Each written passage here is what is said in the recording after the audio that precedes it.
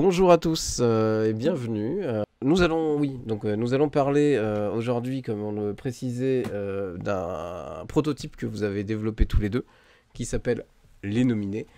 En attendant, dans un premier temps, on va faire un truc, c'est que on va apprendre à vous connaître. Donc c'est une particularité que je fais sur la chaîne.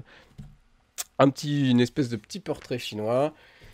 Pas mal. Donc en gros, imaginez s'il devait en avoir qu'un seul. Bien sûr qu'il ne s'appelle pas Les Nominés. Vas-y. C'est pas du tout dans le style de notre jeu à nous, mais j'adore le 6 qui prend. Pourquoi? Parce que je trouve que c'est génial, enfin je trouve qu'il est génial pour plusieurs raisons. C'est que très simple il y a très peu de règles, très simple à apprendre, et du coup tu peux le sortir avec des joueurs comme avec des non-joueurs, le mettre sur la table, l'expliquer en quelques secondes. Et il n'est pas ennuyant, enfin moi je le trouve pas ennuyant dans la rejouabilité, parce que c'est un jeu où ça va être des paris sur les cartes qui vont sortir. Et un des trucs que j'aime beaucoup sur ce jeu, c'est que tu n'as pas envie de t'investir mentalement sur la partie, tu as plus envie d'être dans l'ambiance du jeu, bah, tu joues un peu à l'instinct, tu vas sortir les numéros que tu penses sont les meilleurs, et si tu as envie un peu plus de te concentrer et de mettre de la stratégie en jeu, tu peux réfléchir à ton coup, essayer d'analyser ce que les autres vont pouvoir faire, regarder les cartes qui sont passées, regarder ce qu'il y a sur la table, garder des ressources, entre guillemets, des cartes pour les prochains coups. Et malgré ça, tu vas avoir un avantage, mais tu vas pas écraser, c'est pas un jeu de skill, donc tu vas pas écraser quelqu'un qui joue plus légèrement. Hmm. Et je trouve ce jeu vraiment bien réussi dans l'ambiance, quoi, parce que tu peux faire jouer très vite plein de joueurs qui n'ont pas forcément des références ou des horizons communs. Et il n'y a pas de barrière de la langue non plus à part à l'explication des règles avec ce jeu. Donc je trouve ça vraiment chouette. Antoine? Ouais. Bah, disons que le nombre de catégories est assez varié. Donc, s'il ne fallait en choisir qu'un, probablement celui auquel j'ai le plus joué. Et pour pas du tout faire preuve d'originalité, je suis un très gros fan de Magic. Et là, alors pour Une bonne exactement valeur. le contraire de ce que disait Pierre, c'est-à-dire que j'adore aussi les jeux où on n'est pas obligé d'être un expert, où tout le monde peut jouer sans barrière de la langue. Enfin, en fait, tous les points forts du 6 qui prend sont absolument absents de Magic, mais par contre, tous les points forts de Magic sont beaucoup plus. Moi, ce qui m'intéresse dans les Magic, c'est d'avoir des stratégies à long terme, une rejouabilité quasi infinie, des stratégies très très poussées. On peut jouer très compétitif ou moins compétitif, et pour. Enfin, en particulier, ce qui me plaît le plus, c'est vraiment la construction des mécaniques, d'aller chercher très très loin les cartes, celles qui peuvent être intéressantes. Euh, Toujours retravailler un tout petit peu sa mécanique, son deck, en avoir plein. Comme Pierre le sait, quand je joue au Magic, j'avais plusieurs dizaines de decks, parce que l'idée étant pas de gagner, mais plutôt de s'amuser, d'expérimenter un peu et de voir si les mécaniques, lesquelles peuvent fonctionner plus ou moins, quoi. Donc, moi, je suis pas forcément très compétiteur, mais par contre, j'aime beaucoup l'idée d'aller chercher assez loin dans ce que le jeu permet de faire. Hmm. Ouais, j'étais du genre à dire tiens, j'ai envie de tester ça, même Ouais, si c'est nul, au moins complètement. je peux faire un truc le plus sympa possible. Quand ça sort, tu peux faire 20 défaites de suite, mais la victoire a un tellement bon goût. S'il devait rester qu'une seule mécanique, justement. Vas-y. Cachou parle des comebacks dans les jeux, c'est vrai que ça c'est un truc que je trouve chouette et qui parle de On, l'équilibrage que tu es en train de dire on- Antoine. on va parler Le de fait, retournement de situation, exactement. ouais, le hasard ou l'information cachée, c'est un truc que j'aime pas mal aussi, Hmm. où tu vas, même si bon, il y a toujours Mais cette notion où c'est ça revient souvent. incroyable parce que votre jeu n'en contient absolument Mais pas. si, Ouais, un moi je petit trouve peu que quand même, si. mais. Je suis d'accord, mais je trouve que le fait de tirer une carte au-dessus de ton deck, ça fait partie de cette sensation, tu vois, de cette mécanique. où tu sais pas ce que tu vas tirer vraiment, même si tu peux essayer d'analyser le plus possible avec ce qui est déjà passé, ce que tu connais et tout ça. S'il y a une thématique en particulier que vous préférez. Bon, moi, bon, assez simplement la fantasy. Je suis aussi un peu fan des JDR, enfin les jeux de rôle, des choses comme ça, y compris des jeux de rôle plateau. Donc en thématique, on a un peu de la fantasy, mais j'aime bien aussi qu'il y ait un peu d'histoire pour entourer, parce que tant qu'à avoir des univers un peu particuliers, c'est bien si ça raconte des choses. Pierre. Moi, c'est sûr que la fantasy, ça me plaît aussi, et particulièrement la dark fantasy, tout ce qui est un peu morbide, mystérieux et tout ça. Et c'est pour ça que notre jeu s'est assez vite tourné là-dessus. J'aime bien aussi ce qui est de la piraterie, ce qui est pirate et tout, les univers comme ça me plaît bien. Est-ce qu'il y a un festival que vous aimeriez mettre en avant là, avant qu'on commence? Pierre, je t'en prie. Ouais, bah oui, le festival de Mondeville qu'on a fait il y a 2 week-ends, pas le week-end dernier, le week-end d'avant, qui était, enfin moi il m'a absolument bluffé dans le sens où bah Mondeville c'est une ville enfin qui est à côté de Caen, qui paye pas de mine et le festival était bluffant quoi. Enfin Mm. bon nous on commence hein, comme tu dis à faire les festivals, à participer au festival et tout ça. Mais pour moi, très bonne organisation, vraiment beaucoup de monde, une bonne ambiance, un concours organisé, plein d'activités. Nous, on s'est sentis super accueillis et très agréable. Putain, t'as oublié le principal aussi, hein. On s'est rencontrés Merci. là-bas, quoi. Oui, Euh, non, franchement, Mondeville, un des meilleurs festivals, si ce n'est le meilleur festival du Calvados à l'heure actuelle. Et je pense que vous avez grandement en partie grâce à la mairie qui l'organise et qui a naturellement des moyens bien supérieurs aux autres festivals. Alors, c'est peut-être triché, mais c'est vachement bien. Donc, c'est pas grave. Antoine, est-ce que t'en as un? Est-ce que c'est le même? Est-ce que t'en as un autre? Alors, un peu des deux. Déjà, oui, le même parce que c'est même presque démesuré par rapport à la taille de la ville et compagnie. Ceci dit, ça a fait vraiment venir beaucoup de monde, donc c'est que la com était bonne, ce qui est en partie une clé du succès d'un festival. Je leur souhaite d'être débordés par leur succès parce que c'est ce qui, je pense, va arriver et je pense qu'ils vont être encore plus surpris l'année prochaine parce que enfin, si ça continue à ce niveau-là, il faudra qu'ils louent le Zénith une prochaine fois, sans déconner. Donc voilà, donc il y a eu à peu près, pour que les gens se fassent une idée, je crois qu'on était entre 3100 3200 personnes sur 2 jours. Ce qui est très correct pour la région, hein. On va se calmer avec ceux qui ont des gros festivals quand même. Mais voilà, mais pour nous c'est pas mal. Il y a plein de petits festivals, mais celui-là qui a une envergure un peu plus grosse, ça fait plaisir. N'hésitez pas l'année prochaine, si vous êtes dispo, à venir faire un tour. D'ailleurs, on a un autre aussi. Moi, j'ai hâte qu'on y aille. J'espère qu'on aura l'occasion de le faire. C'est aussi Cidre et Dragon qui est sur la côte aussi normande. Où là, c'est pas tout à fait. C'est pas un festival de jeux de société pour le coup.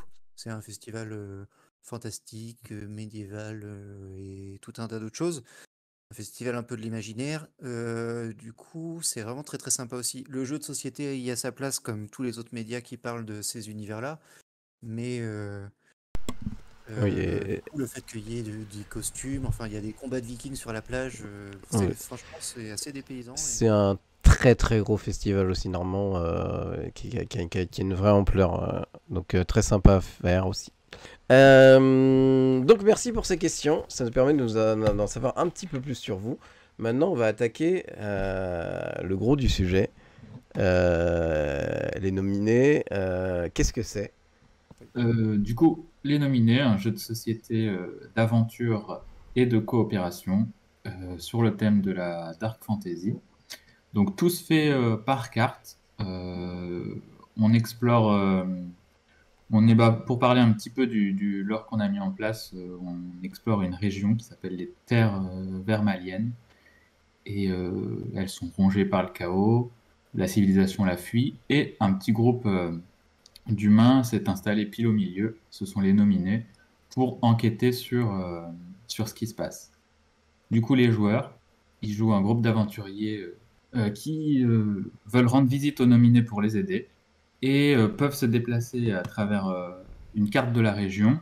Donc dans le jeu, il y a plusieurs zones géographiques qui sont représentées par des decks de cartes avec des adversaires et des butins. Et le but pour les joueurs, c'est à travers leur enquête dans le monde, résoudre des combats qui sont en fait des puzzles d'action où chaque joueur va avoir son deck et va devoir travailler en équipe et en faisant preuve de stratégie pour essayer d'éliminer les adversaires qu'il rencontre. Et le côté aventure dans tout ça, c'est qu'à chaque fois que les joueurs arrivent à résoudre un combat, ils piochent plusieurs récompenses et peuvent prendre les nouvelles cartes et les ajouter à leur deck. Donc ça, il y a un côté deck building, comme on en parlait tout à l'heure, mais plutôt entre les phases de jeu, pour qu'au cours de l'aventure, les règles se complexifient et la stratégie devienne de plus en plus intéressante dans l'idée de mener à bien la quête de découverte du monde. Si vous voulez, on fait un petit point rapide de règles. Comme ça, ils auront un peu plus de contexte, on va dire, sur les mécaniques. Et on parlera un peu plus du projet derrière. Hop là. On commence avec les dos de cartes, avec les différents types de cartes, les butins, les adversaires. Et il y a aussi les quêtes. Donc je vous laisse gérer. Vous me dites... Vas-y, Antoine. Du coup, alors on a donc pour commencer un peu par la fin ici, on a créé quelques quêtes qui permettent plusieurs choses. Déjà une progression qui est un peu plus linéaire dans le jeu, parce que rien n'empêche le joueur d'aller enfin rien ne l'empêcherait d'aller un peu plus vite que la musique. Là, en suivant les quêtes, ça lui permet d'aller à une vitesse qui nous semble plus raisonnable pour la jouabilité enfin pour son expérience de jeu. Les quêtes aussi, elles ont comme intérêt, comme c'est un petit peu un jeu d'aventure, dark fantasy, ça a comme intérêt aussi d'amener une partie du lore, donc l'histoire du monde. Il n'y a aucun endroit où il a écrit des grands pans de l'histoire du monde dans lequel le jeu se déroule. Mais en lisant les quêtes, il y a une partie de l'histoire du monde qui est expliquée. Et aussi, donc sur les autres cartes, les cartes des adversaires et des butins, il y a quelques petites annotations qui permettent de se repérer. Que quelqu'un qui serait attentif et qui les lirait pourrait comprendre ce qui se joue dans ce monde. Bien que ce soit pas forcément obligatoire au niveau mécanique pour le jeu. Et ensuite, du coup, pour chaque zone, on a des adversaires donc, qui ont un niveau de difficulté et de complexité qui va centre. Et puis des butins, pareil, qui sont de plus en plus, peut-être pas complexes, mais de plus en plus, les mécaniques sont plus précises. Et donc, autant on a des butins qui sont un peu pour tous les joueurs au début, et plus ça va, plus c'est plus particulier et les choix sont plus intéressants pour les joueurs. Pour les quêtes, il y a aussi je trouve que ça permet aussi de guider un peu les joueurs dans le sens où le pitch de base, c'est que il y a un souci dans une région, on arrive à une espèce de refuge pour essayer de découvrir ce qui se passe, on n'en sait pas plus. Pour en savoir plus, il faudra justement, comme tu le dis, découvrir au fil des cartes le lore. Et les quêtes, ça permet aussi d'orienter un peu sur qu'est-ce que je dois faire dans le jeu, parce qu'en fait, c'est un peu un monde ouvert, comme dans des jeux vidéo, quoi. C'est que tu peux un peu aller où tu veux, à tes risques et périls. Et donc là, ça permet d'orienter un petit peu les joueurs sur une tâche à faire, etc., pour le guider dans son évolution, en fait. Si je me trompe pas, bien sûr, tu n'hésites pas à me... Et oui, et du coup, le temps de réussir à finir ces quêtes, l'équipe, enfin le niveau de l'équipe, le niveau des joueurs, alors déjà leur niveau de compréhension des mécaniques, donc en fait un peu de skill, mais aussi des decks vont s'améliorer, et donc le temps de terminer les quêtes, normalement, on est censé avoir le niveau pour faire les quêtes suivantes, parce que le monde est de plus en plus hostile pour les joueurs. Le plateau de jeu. Pour faire un petit commentaire sur le plateau de jeu, C'est assez simple. Ce qu'on voit, c'est chaque joueur a sa pioche avec son deck au début de la partie, il le mélange. Sa main, parce que nous, on a pris l'habitude et pas forcément dit dans les règles, mais peut-être que ça viendra de poser les mains sur la table, parce que c'est un jeu entièrement de coopération. Donc de voir la main des autres joueurs, c'est toujours pratique. Et on a là visible sur l'image des intercalaires de rangement qui permettent juste de différencier les decks dans la boîte, mais qu'on s'en sert aussi pour indiquer la défausse, un peu comme les cimetières à Magic. Et du coup, toutes les cartes jouables par les joueurs sont les cartes butin. Donc on commence avec les cartes de base qui ont des effets, comme on a dit, assez simples. Et on en récupère au cours de l'aventure pour se forger sa propre mécanique. Et au milieu, là, les 3 cartes qu'on voit, c'est les cartes adversaires. Peut-être tu as une image plus grande d'une carte adversaire, ou peut-être on voit ça après. Là, je sais pas s'il y a des cartes plus grandes là. Après, je peux essayer de t'en sortir une. Voilà. Ah, voilà, là, c'en est une. Donc on a fait un système de jeu qui ressemble un petit peu au jeu de rôle, mais avec l'avantage qu'il n'y a pas besoin de MJ. Les cartes adversaires se jouent toutes seules, dans le sens où là, en jaune, on voit 3 capacités à chaque fois. Une capacité active, une riposte, une capacité passive. L'active, c'est ce que va faire la créature à chaque fois que c'est son tour, parce que ça fait tour des joueurs, tour des adversaires, et ça se répète. On a mis une mécanique de riposte aussi, à chaque fois que quelqu'un va déclencher un effet d'attaque, un assaut sur un adversaire, il va déclencher la riposte.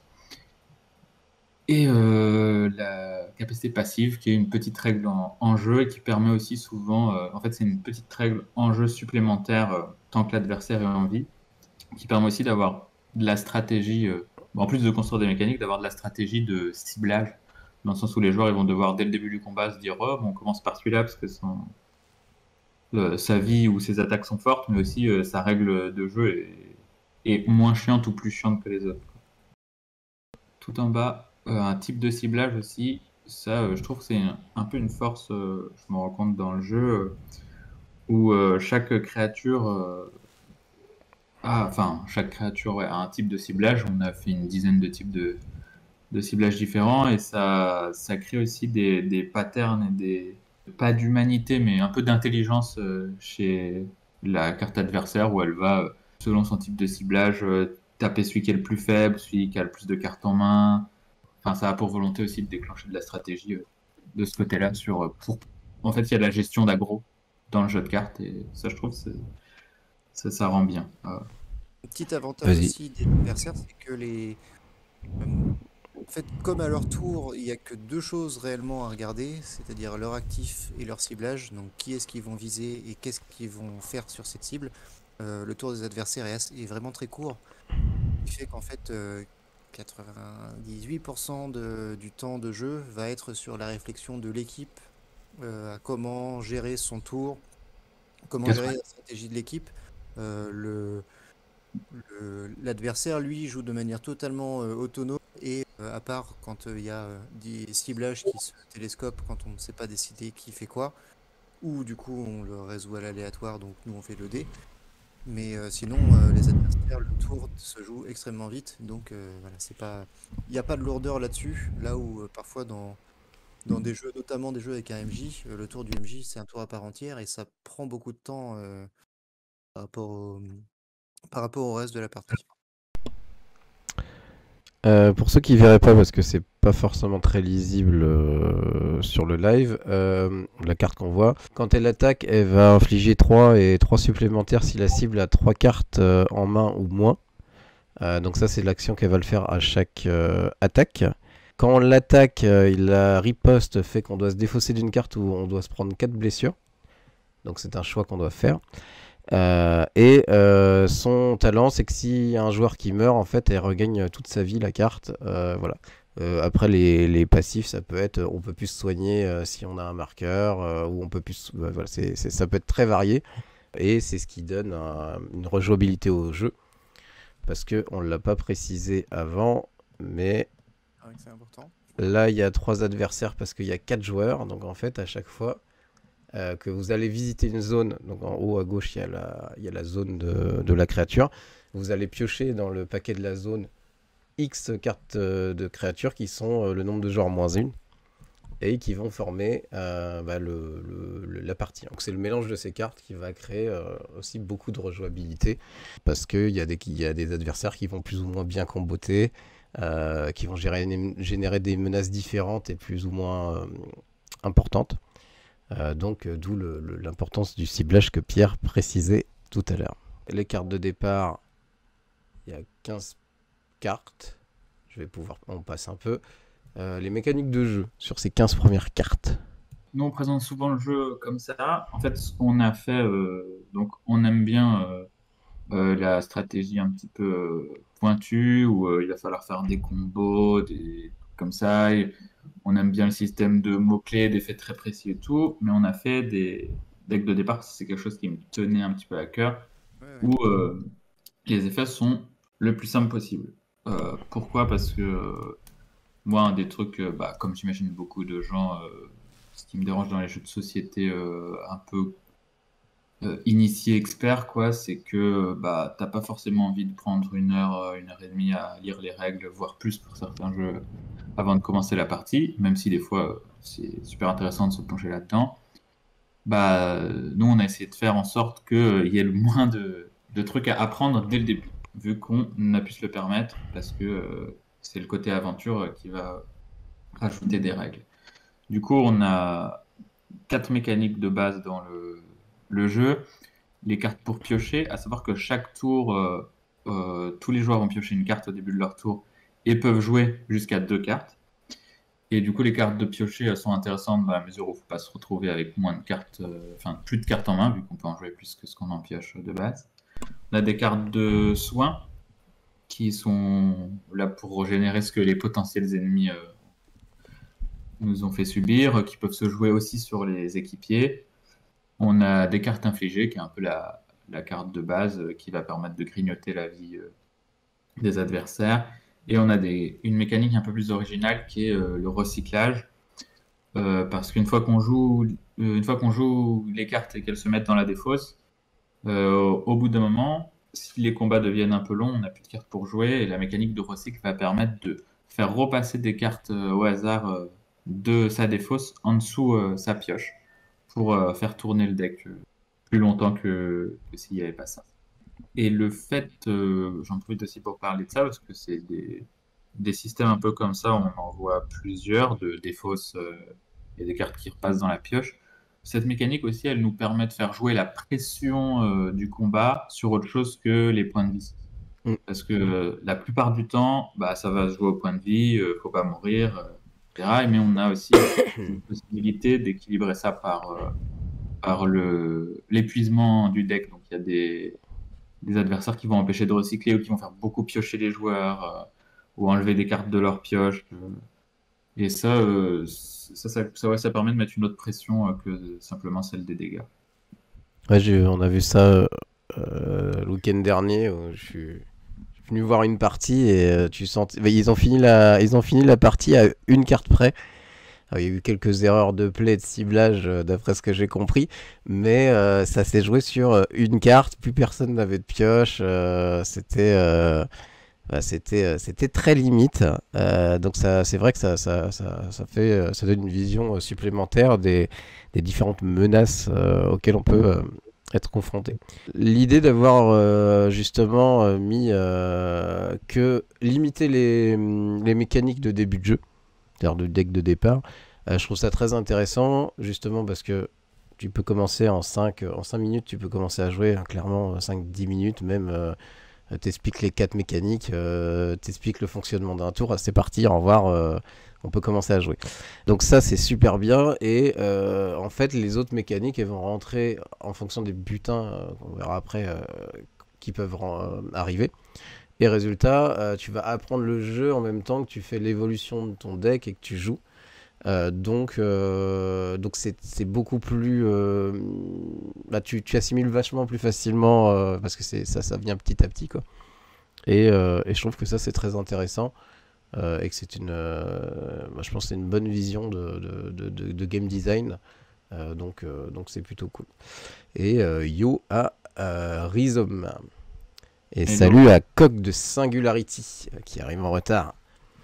Et Hop, pour rebondir vas-y. là-dessus, oui, je suis assez d'accord sur Pierre y tenait. J'avoue que, comme je disais tout à l'heure, moi je suis fan des Magic. Alors en fait, dès le début du jeu, j'ai voulu que le jeu soit complexe à multiples facteurs. Et en fait, assez rapidement, c'était bien, c'est que Pierre a permis en faisant un petit peu pardon, a permis en faisant un peu le garde-fou de dire que on devait améliorer la jouabilité euh, pour, euh, pour pouvoir être accessible au début. Parce que comme beaucoup de jeux, quand on est déjà expert, c'est pas forcément un problème. Mais le problème étant de faire les premières parties. Et donc, comme c'est un jeu qui a une bonne rejouabilité, finalement, Pierre avait eu cette idée d'ajouter les mécaniques au fur et à mesure que les cartes sortent. Et donc soit les adversaires, soit les butins vont introduire des nouvelles mécaniques. Au début, des mécaniques assez simples, et ensuite on va voir leurs effets, la complexité, pas mal de choses comme ça. La suite, c'est les cartes, non, cartes adversaires, on a vu. Les cartes butin, parce que ouais, en fait, sur le côté, je me permets parce que c'est un vrai coup de cœur pour moi, donc je connais tout le fonctionnement du jeu par cœur maintenant. Tout en haut à droite, vous voyez les points de vie, les points d'armure potentiels du monstre. Tout en haut, en dessous, vous avez ce qu'on appelle le score de butin. Et le petit au milieu avec le petit texte d'ambiance qui permet d'avoir le lore au compte-goutte. Donc ça veut dire qu'il faudrait rejouer toutes les cartes d'une zone pour avoir tout le lore, d'après ce qu'on comprend, avec vraiment des petits bouts donnés par-ci par-là. Et sur le score de butin, donc là sur la carte, je sais pas, on le voit pas forcément bien, je crois que c'est 1 sur 3, ce qui veut dire Ça. que quand on tue le monstre, on va sortir 3 butins pour tout le groupe. À la fin du combat, on va prendre 3 butins et on va pouvoir en prendre un de ces butins. Donc ça s'additionne aux autres monstres. Donc s'il y en a 3 fois 1 sur 3, ça veut dire qu'on va sortir 9 cartes et on va sélectionner jusqu'à 3 cartes Pour ah, l'équipe. pour l'équipe. Donc ça veut dire qu'il faut se partager le butin, il faut Exactement. être en accord, etc. Donc maintenant voici les cartes butins. Je rebondis juste sur ce que tu dis, sur le partage du butin. Vu que le cœur du jeu, comme on a dit tout à l'heure, les adversaires se jouent tout seuls, ce qui est 90% voire plus du temps de jeu, c'est le tour des joueurs et la communication. En fait, vu que c'est un jeu de société coopératif, ce qui nous plaisait, c'était surtout de faire de l'échange et de la discussion au niveau de la stratégie. Du coup, le fait que assez souvent, les butins tombent, il y a moins de butins à la fin d'un combat qu'il y a de joueurs, bah, ça participe aussi à la cohésion ou au moins l'échange entre les personnes sur, si on fait un combat de plus, ça sera pour toi à la prochaine. Ou un peu plus loin dans le jeu, on va même jusqu'à ah, ça c'est plus adapté pour mon deck ou ton deck ou ce que tu joues.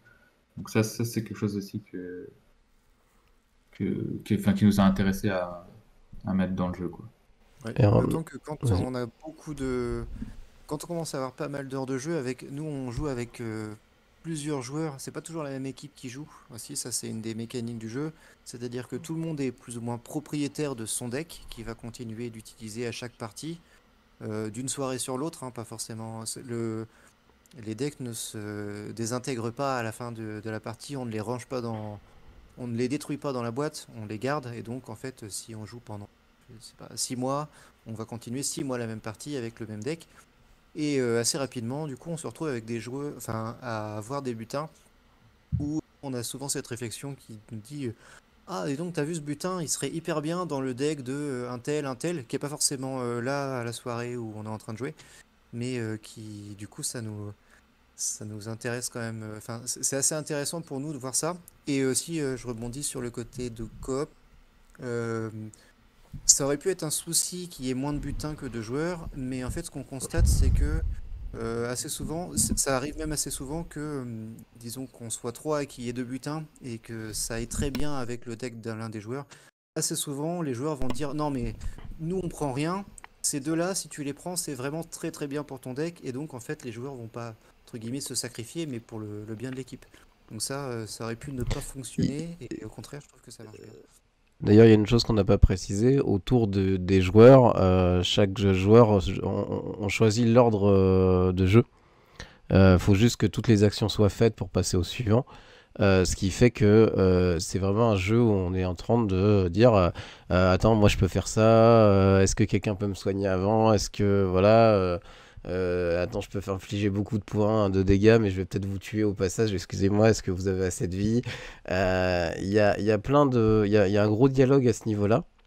Et, et deuxième point, c'était sur les butins. Oui, comme tu dis, moi, en tout cas, ça s'est passé comme ça quand moi j'ai testé.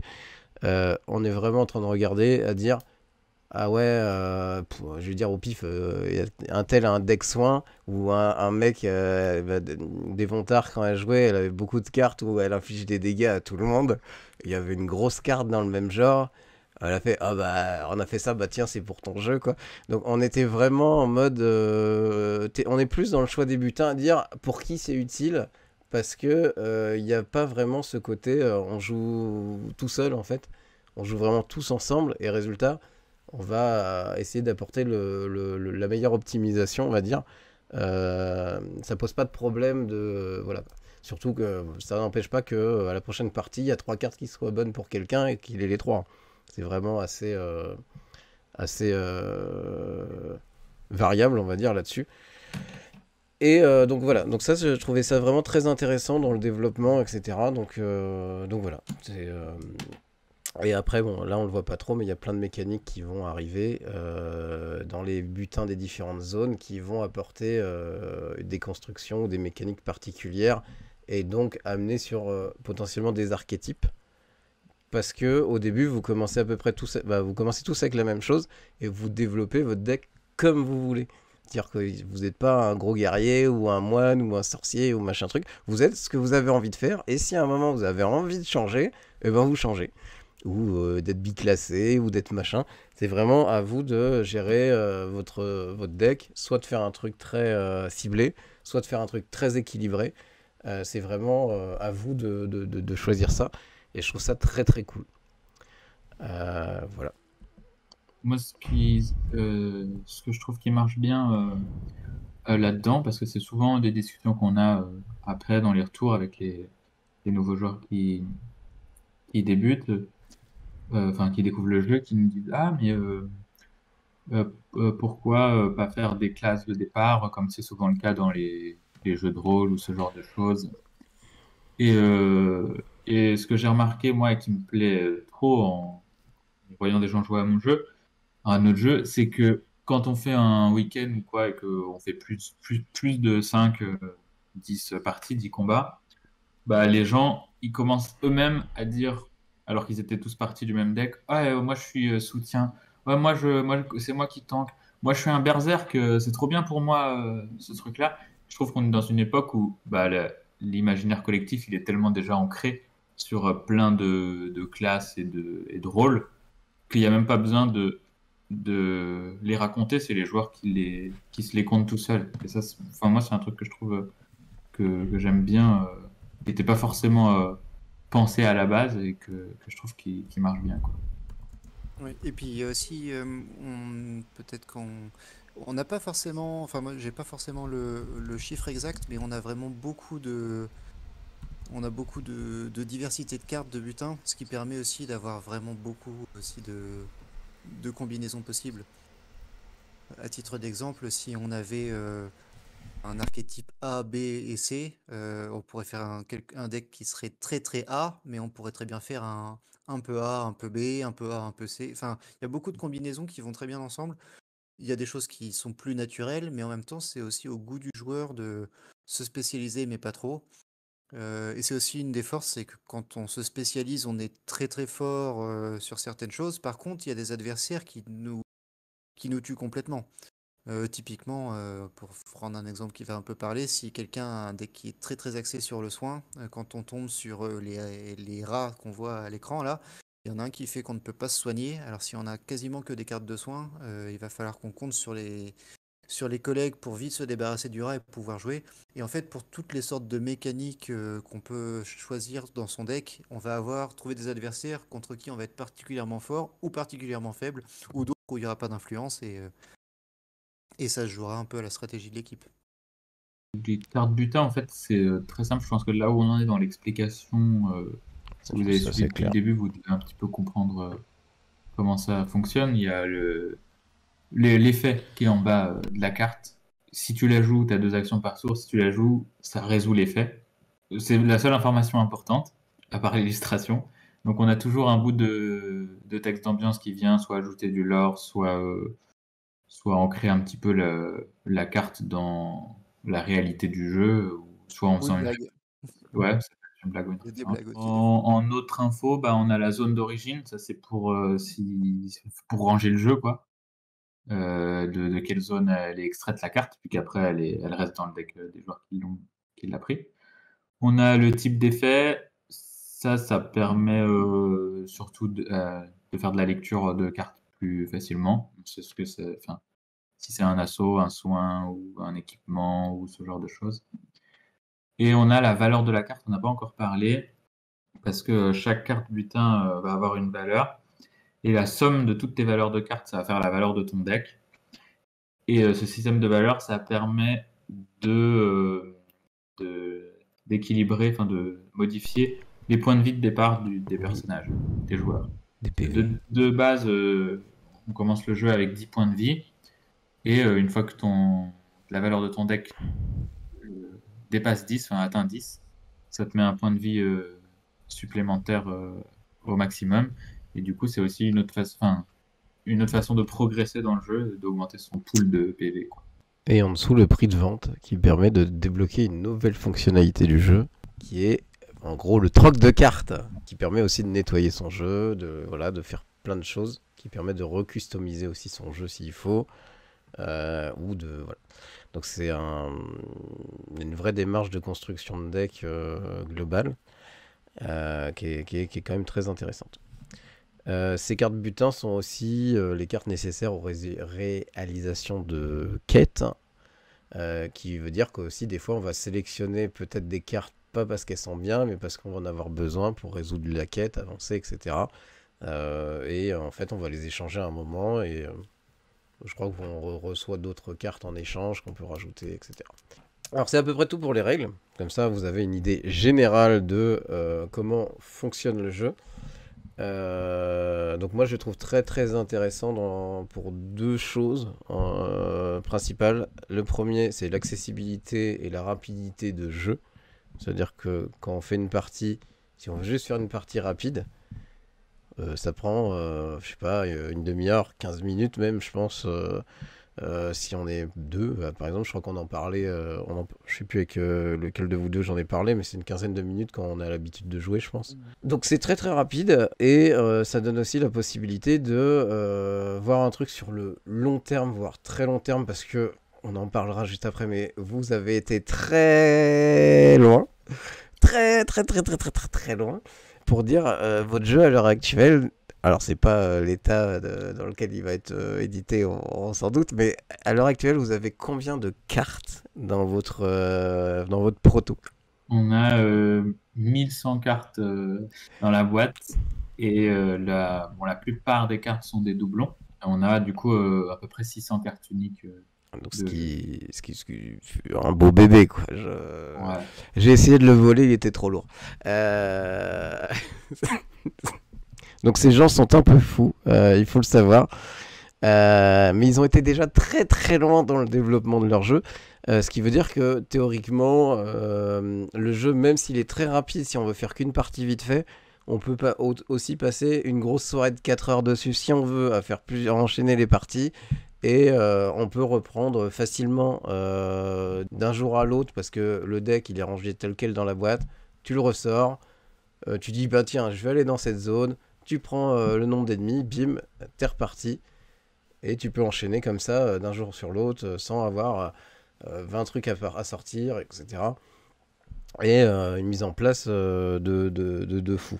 Donc résultat, il y a une longévité, une rejouabilité, je vais pas dire quasi infinie, mais voilà. C'est quoi la durée d'une game? C'est à peu près, alors quand tu as l'habitude à 2, c'est à peu près 15 minutes, je dirais une trentaine de minutes peut-être à 4. En gros, ce qu'on voit, c'est il y a à peu près 10 minutes par joueur. Donc tu joues à 2, on va dire que c'est 20 minutes, et 3 30 minutes. Et à peu près ça, sachant que tout dépend de pas mal de choses. Tout dépend de est-ce que les joueurs se prennent la tête sur l'optimisation, ce qui rend les choses très longues. Est-ce que les gens, enfin, un peu comme dans beaucoup de jeux, il y a des gens qui jouent très vite, des gens qui jouent moins vite. Est-ce que ça parle beaucoup? Est-ce que les adversaires sont très retors? Des fois, c'est plus facile. Que... Mais en gros, c'est à peu près ça, quoi. Je dirais une trentaine de minutes. Quand on commence à bien connaître, ça peut m'aller beaucoup plus vite, hein, parce que du coup, on enchaîne assez vite ses cartes et les adversaires, ça Coq, c'est 110, alors c'est 1100 cartes, pas uniques, c'est en comptant les doublons, il y a à peu près 600, combien t'as dit? Ouais. Ouais, 600 cartes uniques, c'est pas Ouais, précis à comme peu, chiffre. à peu près 600 cartes uniques, illus et mécaniques, oui. Et les illustrations qui sont faites par Pierre, d'ailleurs, faut le préciser quand même. Faut le Faut, noter. La carte que vous avez sous les yeux, par exemple, qui est purement illustrative parce qu'elle a pas de, enfin, elle sert à se repérer dans le jeu. On n'en fait rien particulièrement, mais qui donne quand même une immersion, je trouve. Voilà. Toutes les cartes, oui, toutes les illustrations ont été réalisées par Pierre. Et ce qui est un gros plus aussi pour notre futur, c'est que bah, du coup, pour le coup, on est propriétaire de 100% de notre jeu. Donc illustration, toutes les mécaniques, les textes d'ambiance, enfin tout est de nous. Donc ce qui est bien, c'est qu'on ne sera pas obligé de remodifier des choses si jamais on voulait passer à la vente, à l'édition, des choses comme ça, quoi. surtout l'auto-édition, vous avez fait déjà le plus gros. Je pense que clairement, je veux dire, moi j'y ai joué, il y a quasiment rien à changer. Il peut sortir dans cet état, j'ai envie de dire. Je parle du design des cartes. C'est-à-dire, c'est très clair, c'est assez épuré. Moi j'aime beaucoup le design dans le sens où c'est minimaliste d'une certaine manière qui fait que ça rend pas la carte illisible. C'est assez détaillé pour qu'on comprenne ce qu'on voit. Donc moi j'aime vraiment bien. Je trouve que ça donne un peu un cachet au jeu en plus. Donc non, franchement très très cool. Je vous fais défiler des cartes du jeu un peu plus avancées. C'est pas du tout les cartes de. Il n'y a pas trop de cartes de début, je crois. C'est vraiment des butins et des monstres on peut rencontrer, je crois, un peu plus tard dans le jeu. Il y a une quinzaine de jaunes, quoi. C'est ça à peu près. Sachant que du coup, là, on est en train de se poser la question pour l'édition de réduire. En fait, ce qui est déjà créé ne sera pas perdu, mais peut-être que ça n'aurait pas vocation à être là dans un premier temps. Donc, on se concentrerait sur une grosse moitié déjà de ce qui existe pour pouvoir après faire sortir une deuxième moitié. Enfin, c'est un peu dans les discussions actuellement. Parce que comme je vois dans le chat MDR 1100 cartes, c'est beaucoup. Et au moment de la création, ça nous paraissait pas tant parce qu'on était pris dedans, mais on se rend bien compte qu'il faut être aussi raisonnable et que 1100 cartes, ça en fait 1100 à imprimer, quoi. Donc, C'est-à-dire que les zones ont des niveaux de difficulté en fait qui vont correspondre à des plus gros monstres, mais aussi des plus gros butins. Sauf que en fait, bah, si tu vas directement dans une zone niveau 4, bah, tu vas juste mourir, quoi. Parce que ton deck est incapable de tuer les monstres. Donc faut d'abord passer par les différentes zones de plus petit niveau pour grinder un petit peu. Le jeu n'empêche pas justement de grinder pendant des heures en niveau 1 parce que tu as envie d'avoir un deck de 100 cartes. Il n'y a pas de limite de cartes au deck, tu vois. Donc il y a plein de possibilités et on peut vivre le jeu vraiment comme on veut en fait. Donc ça c'est très très cool et ça compense un peu parce que moi j'appelle ça des jeux à évolution de deck. Donc là on a Singularity qui est dans le chat, Coq de Singularity qui a fait un jeu qui est un peu du style très très très similaire à ce qu'il y a sur comme Slay of Spire, ce genre de jeu, où on a des archétypes qui peuvent évoluer dans leur archétype, mais qui est plutôt narratif. Donc c'est un peu l'inverse de ce que vous avez fait. Et comme on en a parlé, mais une des frustrations de ce genre de jeu, donc c'est très bien, moi j'aime beaucoup, mais une des frustrations, c'est le manque d'évolution possible et qu'au bout d'un moment, on doit s'arrêter et recommencer à zéro. Où là, vous avez pris vraiment la direction de dire 2 secondes. La direction de dire que il n'y a pas vous pouvez continuer jusqu'à où vous voulez. Et il n'y a pas de stop qui est mis au bout d'un moment. Genre, la game elle est finie, ton deck, tu le mets tu recommences, etc. Vous avez la possibilité vraiment de l'évoluer en prenant le temps que vous voulez. Vous pouvez essayer de rusher le plus vite possible jusqu'au bout, ou vraiment être en mode on va prendre notre temps, on va customiser notre deck. J'aime beaucoup cette mécanique, donc je vais vraiment passer beaucoup de temps dans cette zone pour avoir un maximum de cartes pour faire évoluer mon deck. Il y a pas mal de développement et ce plaisir aussi de customiser le mieux possible son deck, qui est un truc qu'on a très rarement dans ce type de jeu. Donc je pense que c'est une vraie innovation là-dessus, quoi. C'est né un peu de ma frustration sur les roguelikes ou les genres de jeux comme ça, où une fois que tu as un build Carrément. qui te plaît et tu es trop content, bah après, tu gagnes la partie, en quelque sorte, ou tu la perds, peu importe, et bah t'as plus rien, tu vois. Enfin, tu dis, ah Ouais. non, mais j'aimais bien deck, même si j'ai fini l'histoire, j'ai envie de continuer à m'amuser avec, quoi. C'est ça, ouais. Et Ouais, ça, et je vais mourir en ça live. pardon, ça m'a fait ça sur Slay the Spire, donc on en parle Mm. là à l'instant, ça me fait ça sur plein de jeux, et du coup ça c'est un des trucs, je pense, qui a fait naître aussi le concept du jeu, quoi. Et d'ailleurs, pour les questions de rejouabilité et d'équilibrage, on a mis en place aussi plusieurs sortes de rééquilibrage. C'est-à-dire qu'on a plusieurs niveaux, donc des niveaux 1, 2, 3, 4, en gros, assez grossièrement, avec des mécaniques et donc des adversaires qui vont plus ou moins bien comboter, comme on disait tout à l'heure. Mais il y a aussi une possibilité, c'est d'avoir un deck qui est un peu costaud et peut-être d'aller dans une zone qui est un peu moins forte que celle dans laquelle on va jouer, mais de pouvoir tirer plus d'adversaires d'un coup. Et ce qui fait qu'aussi, il faut pas non plus, il faut pas prendre faut pas croire que les adversaires sont si faibles que ça. Si on joue à deux et même si on a un deck assez balèze et qu'on joue contre 4 ou 5 adversaires de niveau 1 ou 2, on peut assez vite perdre la partie en fait. Parce que bah, au niveau de l'équilibrage, à leur tour, il va y avoir beaucoup d'actions successives qui vont être faites par les adversaires. Là où nous, l'équilibrage de base il y a moins d'actifs qui sont déclenchés par tour que de nombre de joueurs, vu qu'il y a un adversaire de moins que le nombre de joueurs. Donc ça fait aussi partie des choses qui peuvent rééquilibrer aussi le jeu et augmenter sa durée de vie. Typiquement, une des premières zones qui est dans les poids creuses est assez difficile si on prend d'adversaires, même si on a un deck costaud. Je pense que c'est assez simple de perdre dans cette zone en voulant un petit peu se la péter et montrer les muscles.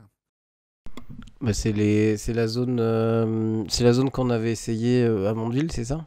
Oui, je pense, ouais. C'est celle avec, où t'as un peu les petits tentacules, Euh, deux, trois petits on avait failli marais, des trucs comme ça. tour 2, on était presque tous morts, quoi. Donc, Ouais, ouais. et on avait vraiment, on jouait à 3, donc on avait que 2 créatures et on était presque morts au tour 2. C'était incroyable. Mais ceci Euh, dit, ça arrive assez souvent ces derniers temps aussi que même nous, pourtant, on y a beaucoup joué et de voir une sortie d'adversaire, de dire oh, c'est mort, on n'y arrivera pas. Et puis finalement, de un ou deux joueurs qui disent oh, vas-y, il faut quand même essayer et de passer à un cheveu de la défaite et d'avoir quand même réussi. Et, quand même, souvent dans les jeux, ce qui est assez satisfaisant quand même, c'est de réussir dans la douleur plutôt que dans la facilité. D'ailleurs, en parlant de douleur, on n'a pas parlé de. Ça fait quoi de mourir dans votre jeu? Quelles sont les Ouais. conséquences? Ouais, justement, ça me faisait penser là quand on parlait de l'équilibrage. Du coup, la mécanique des morts. Donc, si un joueur meurt pendant le combat, il chope une malédiction.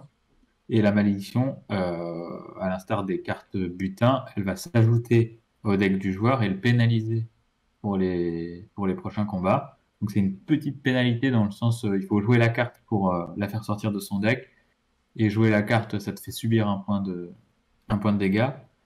Mais c'est aussi très encombrant parce que bah, ça te fait manquer un tour de pioche, ça te fait une carte dans la main qui prend de la place. Donc c'est une carte qui vient un peu une carte encombrant. Et également aussi si tous les joueurs meurent, ils n'ont pas de récompense, le combat est perdu.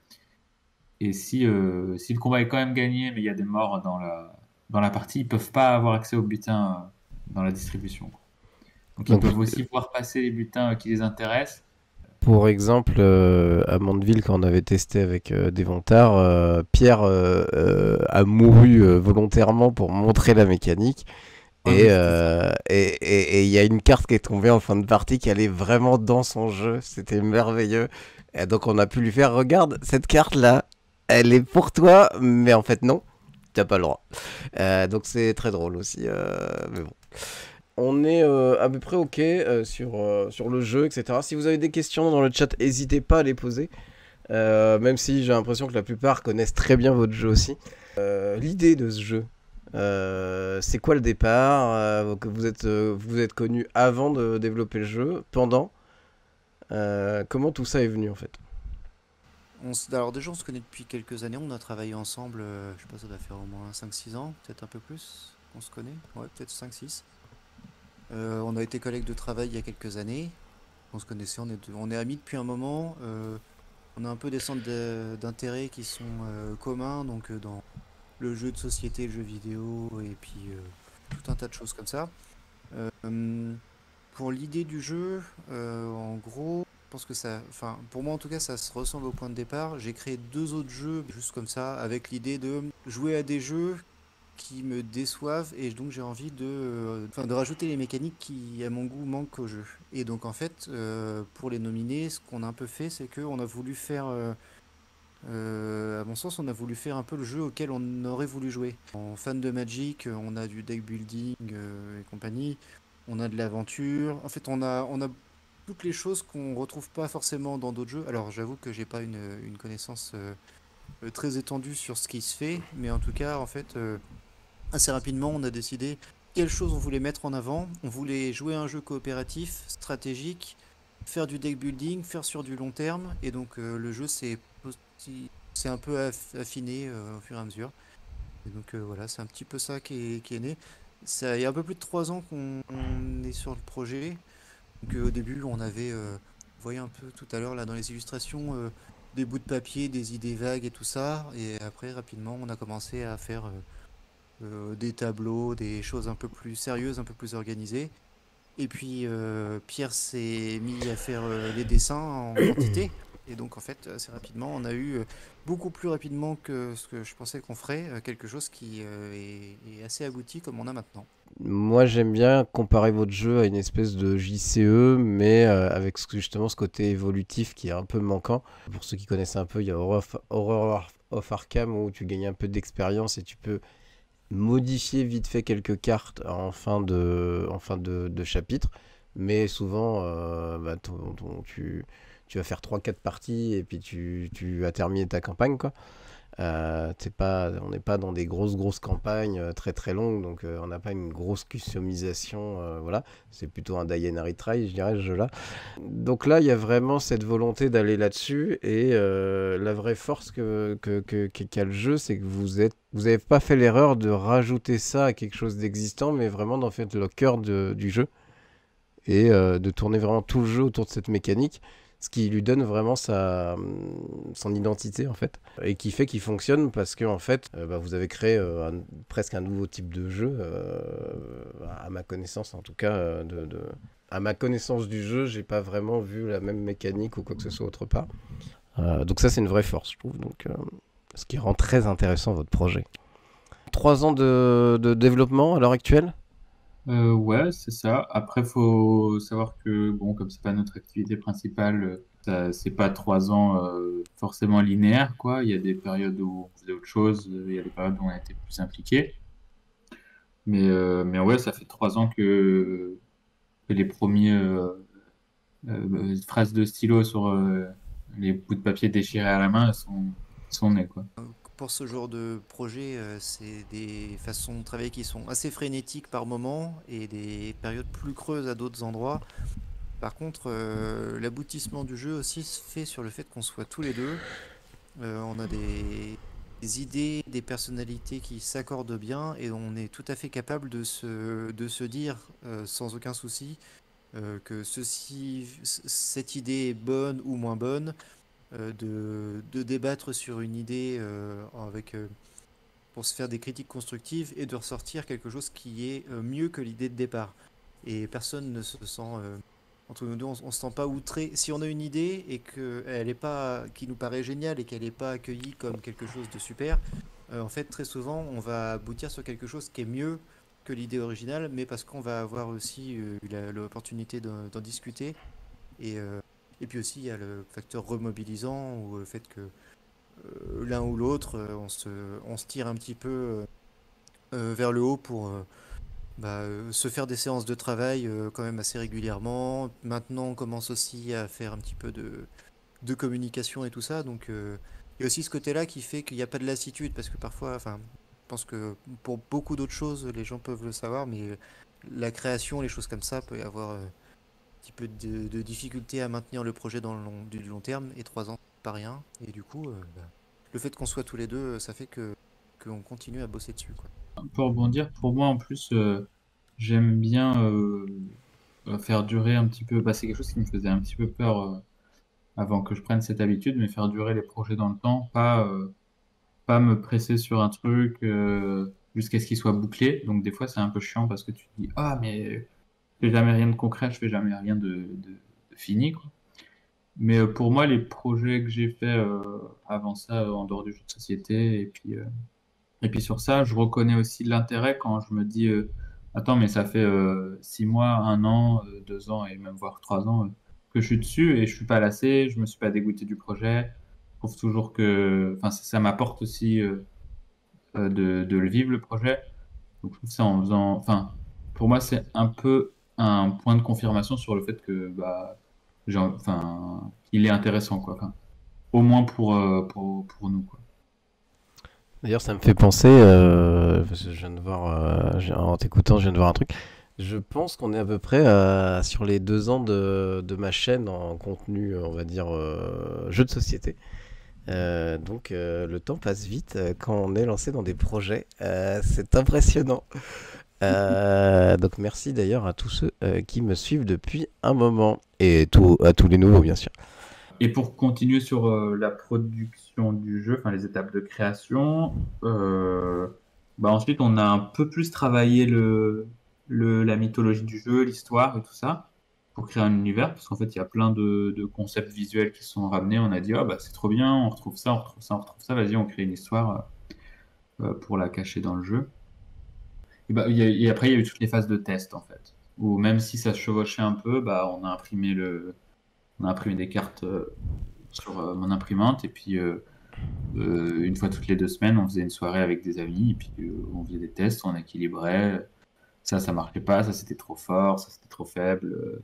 Surtout, ça permet d'éprouver les règles aussi, parce que on a la chance, et je dis ça avec pratiquement du sel dans la voix, d'avoir des amis qui sont vraiment très tatillons sur les règles. Et en réalité, je dis, ça me fait rire, mais je les remercie parce que c'est aussi l'idée.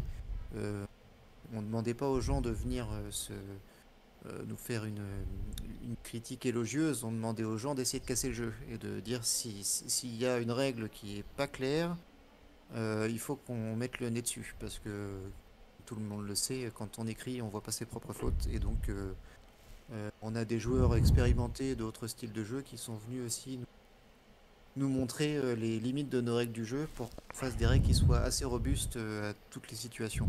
C'était quand même un peu plus, ce qui est plus intéressant. Et donc, Alors, si je peux finir vas-y. sur ce que je disais, Pierre, là, la dernière étape aussi, ça a été d'écrire des règles. Et donc, on est sur quelque chose qui va être un peu plus, enfin, qui est long et qui est pas tout à fait terminé, mais on commence à avoir des règles qui sont je pense, assez complètes et qui prennent en compte, je pense, la très grande majorité des aspects du jeu. Après, bon, si on avait 100 jeux qui tournaient avec 1000 joueurs qui jouaient, ils trouveraient probablement encore des choses des failles, des choses comme ça. Mais actuellement, je pense que moi, je suis assez satisfait des règles du jeu telles qu'elles sont. Bah après, plus les règles sont simples, et là, clairement, vous avez fait des règles. Je l'ai même pas vu à l'écrit que je m'en rappelle très bien, quoi. C'est euh, c'est tellement clair que il y a peu d'ambiguïté parce que plus c'est. Moins il y en a et mieux c'est, quoi. Pour revenir justement sur vos amis qui sont tatillons, je souhaite à tout auteur de jeu d'avoir des amis tatillons, voire chieurs, voire des gros enfoirés, excusez-moi du terme, qui veulent casser les pieds, parce que c'est vraiment ces retours-là, et c'est un problème quand on fait tester à l'entourage proche, c'est que les retours sont parfois trop politiquement corrects, on veut pas blesser la personne, etc. Et donc, la plupart des auteurs de jeux, justement, c'est ce qu'ils attendent, c'est vraiment d'avoir des critiques pour améliorer leur jeu, avoir une vision nouvelle, etc. Donc, faut vraiment, mais vraiment pas hésiter. Même si vous pensez que c'est un truc, c'est pinaillé, ça se trouve, c'est un truc qu'ils avaient vraiment pas vu et qui peut Ouais. complètement faire basculer le jeu à un autre niveau. Donc, faut vraiment pas hésiter à être. Voilà. Moi j'ai une question. Vous avez d'abord produit le jeu avec des cartes, on va dire, avant de le faire tester, ou vous avez fait commencer les tests avec vraiment des cartes prototypes mode. Ça On se s'est chevauchait, je dirais on commençait à avoir pas mal d'illustrations avec des cohérences et compagnie, ça a nourri aussi l'imagination par rapport au lore. Et il y avait des choses qui étaient déjà un peu dans notre tête, pas forcément très claires. Et quand on a décidé de se mettre réellement au lore, en fait, on s'est rendu compte qu'il y avait tout un tas de choses qui étaient déjà actées, juste qu'on n'avait pas écrites encore. Et que certaines illustrations et même des mécaniques s'y intégraient très bien. Et ensuite, on a fait aussi le travail inverse, c'est-à-dire qu'il était plus simple pour nous de créer du lore sur la mécanique que le contraire. Donc le jeu aurait pu raconter quelque chose d'assez différent. Mais là, on a essayé de trouver aussi, dans les effets des cartes, il y a aussi tout un tas de choses où assez rapidement on se disait, par exemple, un peu pour imager la chose, piocher une carte, pour nous, c'est le personnage qu'on incarne qui pioche une carte, il a une nouvelle idée. Donc l'idée de son prochain mouvement, de sa prochaine attaque, son prochain soin, son prochain je ne sais quoi. Donc en fait, on essayait d'incarner un peu le joueur et en disant qu'il fait une attaque, il fait un assaut. C'est normal qu'il prenne un coup en retour parce qu'il s'est mis à portée. Il pioche, il a une idée. En l'occurrence, s'il défausse une carte, il a un oubli. Et donc, on a commencé un peu aussi. Les mécaniques ont nourri une sorte d'imaginaire qui n'était pas obligatoire à la base, mais il y avait une cohérence quand même qui est assez vite née autour du jeu aussi. fait, assez vite, on s'est fait une espèce d'arbre d'archétypes quand on s'est dit, bon, les mécaniques, ça va être bah, piocher, infliger des dégâts, recycler, défausser, mêler des cartes, refaire venir des cartes de la défausse. Hop, on allait un peu dans tout ce qui était un peu possible sur créer le jeu. On a fait un arbre comme ça, avec plutôt les trucs pour faire des dégâts à droite, plutôt hop, hop. Et ensuite, on s'est dit, ok, cet arbre, on fait le même, mais avec des thèmes. Donc, comme dit Antoine, bah, tout ce qui va être pioche, ça va être un peu de la réflexion, de tout ce qui est lié à l'imaginaire et tout ça. Tout ce qui va être des dégâts, ça va être des trucs La liés en rapport avec la vitalité, violence. ça, la violence, ouais. Voilà. Et tout ce qui va être des cartes supplémentaires, des mécaniques de cartes supplémentaires, ça va être sur la rapidité. Et ça nous a permis aussi de faire bah, La ruse. ouais. Et ça nous a permis de faire un peu, même si c'est pas 100%. Euh, comment c'est pas un cahier des charges, quoi. Ça nous a permis un peu d'aiguiller les effets avec les aspects de la carte, quoi. Oui. À l'heure actuelle, vous êtes à quel niveau de développement pour le jeu? Et c'est quoi vos actions, on va dire, dans les derniers mois autour des nominés? Bah, dans les derniers mois, je pense que ça fait 5 mois, un truc comme ça, 4 mois, 5 mois, on a imprimé. En fait, on attendait d'avoir ça, d'imprimer une version un peu propre pour aller la présenter à des cercles un peu plus grands que nos amis et les amis de nos amis. Et comme on a parlé un petit peu au début du live, là, la démarche, c'est de faire de participer à des événements, festivals et autres pour avoir plus de retours que nos proches. Pour faire découvrir le jeu, on s'aperçoit que, bah, au moins sur les premières parties, enfin, on a réglé tout ce qui était de l'équilibrage. Et comme tu dis un petit peu, le jeu il pourrait sortir là à l'heure actuelle comme ça. Donc la question c'est plutôt où on le coupe pour avoir une édition cohérente et quels sont les derniers petits détails à mettre un peu pour le polissage, quoi. On avait des petits outils d'équilibrage aussi où on se disait des petites astuces où quand une carte était trop forte, il suffisait juste de la rendre plus chère parce qu'on a en fait pas mal de mécaniques de contrepartie où que tu dois défausser, où la carte elle ne peut pas être recyclée. Ou elle meule. Ouais, c'est ça, ça meule, ça coûte des points de vie de la jouer.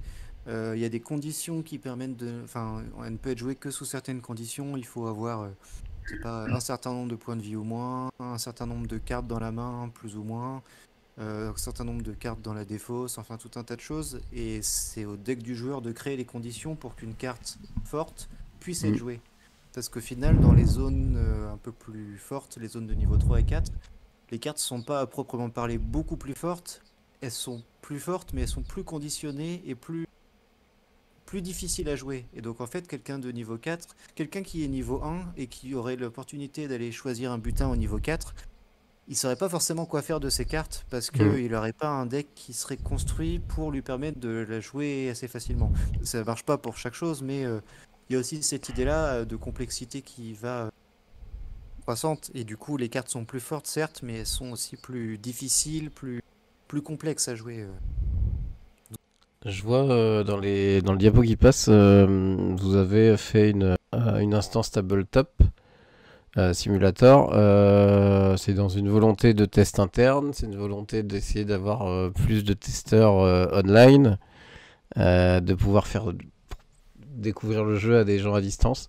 La démarche derrière, bah, le but en fait, il est où?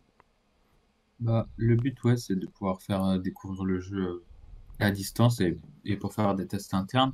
Là, ça m'a permis de faire découvrir, enfin, de faire tester il n'y a pas longtemps le jeu à un groupe d'amis qui avait encore jamais mis la main dessus, juste en observateur pour voir si les règles suffisaient à comprendre le jeu sans être là, parce qu'on avait jusqu'alors on avait fait que des sessions où on expliquait les règles à côté des joueurs. Et ça, bah déjà, rien que pour ça, ça a été super utile parce que j'ai eu plein de retours de trucs qui fonctionnaient pas nécessairement dans enfin, dans la règle et la compréhension de celle-ci, mais plus dans la présentation du jeu via la règle quand on n'est pas là. Est-ce que si quelqu'un tombe sur cette vidéo ou est dans le chat et veut tester le jeu, est-ce qu'il peut vous contacter ou quoi que ce soit pour avoir la possibilité d'avoir une session de test avec vous? Alors, si il est dans le coin carrément, et, euh, et dans l'optique où le tabletop, bon, ça reste un logiciel payant. Oui, oui, Donc non, c'est mais pas. si je parle dans le sens où il est à tabletop, hein, bien sûr. Ouais, si la tabletop, ouais. Mais Bah, j'ai l'avantage d'avoir un public qui a souvent tabletop, donc c'est pour ça que j'ai dit ça. Le mieux, c'est de vous contacter au niveau du Discord, au niveau de... alors, au niveau du Discord, c'est le mieux, mais on s'est pas encore occupé de faire que le Discord soit facilement accessible. Donc, contactez-nous via notre page Instagram, notre page Facebook. Et on est aussi sur une phase, en parlant de réseaux sociaux, où là, on a un peu pour but de faire une communauté. Dans l'idée aussi, il y a une édition, ça aura du poids. Et si c'est une auto-édition, bah, on aura d'avoir besoin de savoir si les gens sont intéressés. Oui, puis d'avoir le soutien justement de cette communauté pour arriver à l'édition, parce que c'est pas avec 10 personnes malheureusement qu'on peut éditer ce genre de jeu. Donc pour ceux qui ne le sauraient pas déjà, qui tomberaient sur cette vidéo, je vous invite à aller retrouver les nominés sur Instagram pour aller booster un peu leur page et suivre le projet. Ouais, ma vraie question c'est quand est-ce que je peux y jouer chez moi à votre jeu, parce que clairement j'ai déjà envie de l'avoir le jeu. Moi tu me pièces le site de commande, je suis dessus quoi. Donc l'avenir du jeu, vous le voyez comment là? Est-ce que vous avez une prévision d'édition, d'auto-édition, de quelque chose? Est-ce que vous êtes mis une date? Non, Pas encore. Voilà. on s'est pas mis de date, mais ouais, les prochaines étapes là qu'on va faire, c'est contacter des éditeurs, si ce n'est pour se faire éditer, mais pour déjà avoir des échanges avec eux, parce qu'on a, même si on a pu en rencontrer un ou deux pendant les festivals, on a surtout parlé à des auteurs qui étaient dans le même cas que nous et qui nous ont dit, nous ont raconté leurs aventures et leurs échanges avec les éditeurs. Donc nous, on veut aussi passer par là pour voir qu'est-ce qu'un éditeur dit, qu'est-ce qu'un éditeur pense de notre jeu. Et dans le meilleur des cas, enfin, je sais pas si c'est le meilleur des cas, mais dans la possibilité de se faire éditer par un éditeur, s'il y a un éditeur qui est intéressé. Et l'autre possibilité, c'est de faire une auto-édition. Donc ça rejoint un peu ce sur quoi on était les réseaux sociaux. Bah, si on passe par là, dès qu'on a une communauté assez grande et si on voit qu'il y a de l'intérêt et de l'engouement sur une auto-édition, on fera ça. Et du point où on en est, je pense que dans tous les cas, même si on n'a pas de date, il y aura au pire une auto-édition à petite échelle en financement participatif, au moins en premier lieu. Si on n'arrive pas à prendre plus d'ampleur que ça, on fera au moins ça, parce que on sait qu'on a au moins envie de régaler les amis et les joueurs qui ont participé, qui seraient prêts à financer au moins leurs éditions, quoi. Si je peux remettre un peu de contexte pour ceux qui n'auront pas de notion d'édition ou quoi que ce soit, le seul problème du jeu, clairement, que j'ai vu, et on en a parlé plusieurs fois, c'est l'édition. Parce que clairement, c'est cool, il y a 1100 cartes, c'est merveilleux, il y a des possibilités, moi, ça me fait rêver. Mais à éditer, c'est juste pas possible. Tout simplement, si je prends des exemples je vais dire, je pense que tu prends des jeux comme Terraforming Mars ou Ark Nova, qui sont des gros jeux avec plein de cartes uniques, etc., qui sont, on va dire, entre 300 400 cartes uniques dans la boîte. Tu vends ça dans les 70, 90, voilà, entre 70 et 80, je dirais, à peu près, euros. Bon, il y a un peu plus de matos aussi un petit peu à côté, que vous n'auriez peut-être pas, mais ce que je veux dire, c'est que au vu du nombre de cartes, ça entraîne forcément un prix assez conséquent.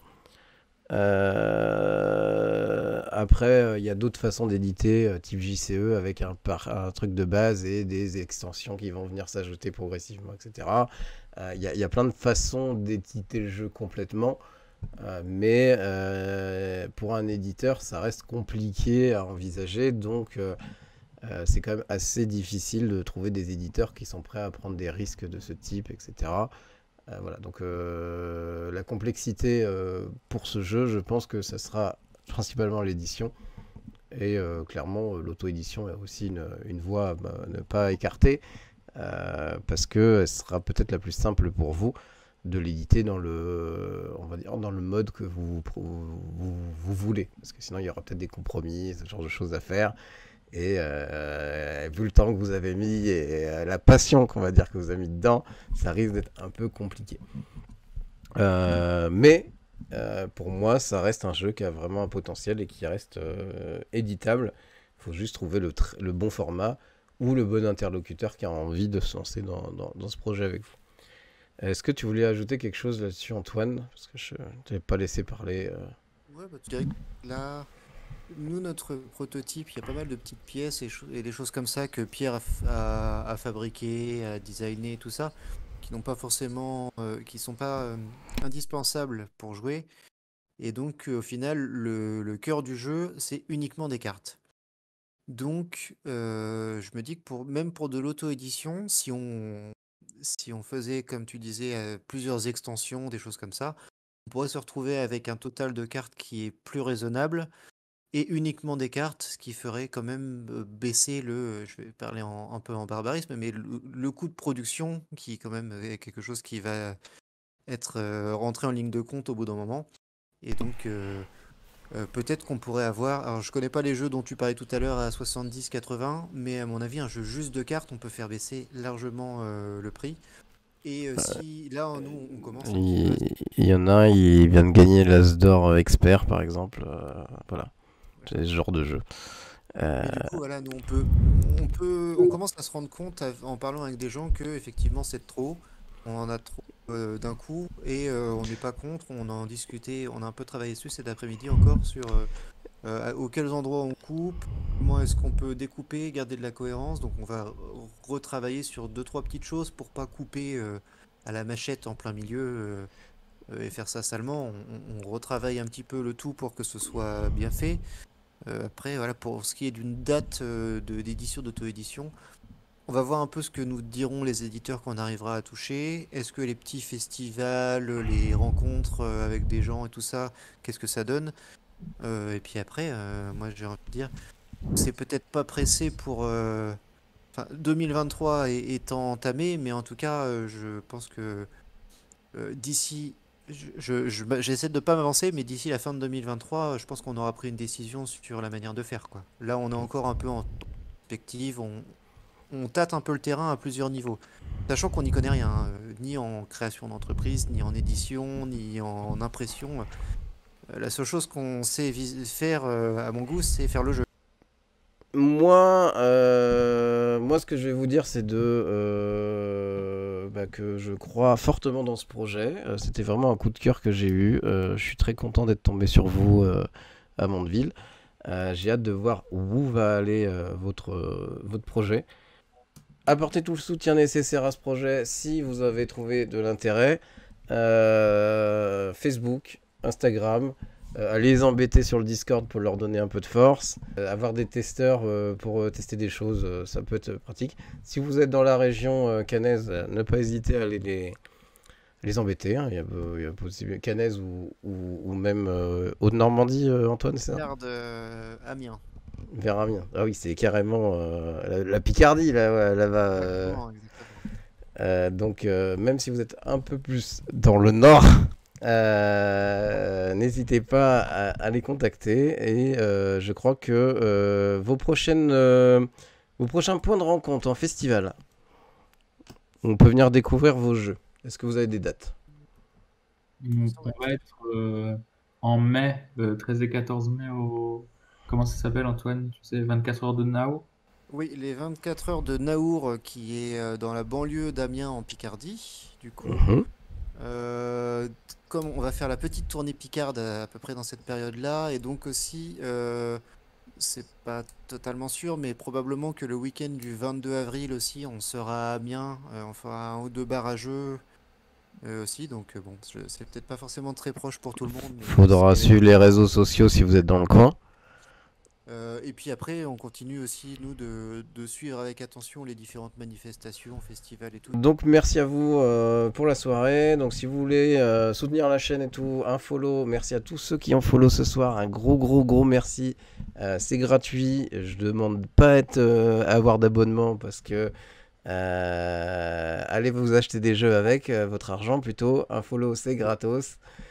Je vous remercie. Est-ce que vous avez un dernier mot à dire pour terminer cette soirée? Je vais commencer par Antoine. Merci beaucoup de nous avoir accueillis sur la chaîne. Merci aussi aux gens qui sont venus voir, que ça a pu intéresser. J'espère qu'on n'aura pas été trop long, trop technique, trop. On parle de notre bébé, alors forcément, on en parle avec passion, mais si c'est aussi intéressant que ça pour tout le monde. Et puis pour les gens qui seraient venus parce qu'ils, Pierre ou moi, n'hésitez pas à suivre l'Insta, le Discord, le Twitch et le MySpace de Rosaliane et son Skyblog aussi, bien sûr. Mince, je pensais l'avoir enterré celui-là. Bye bye à tous. Ciao.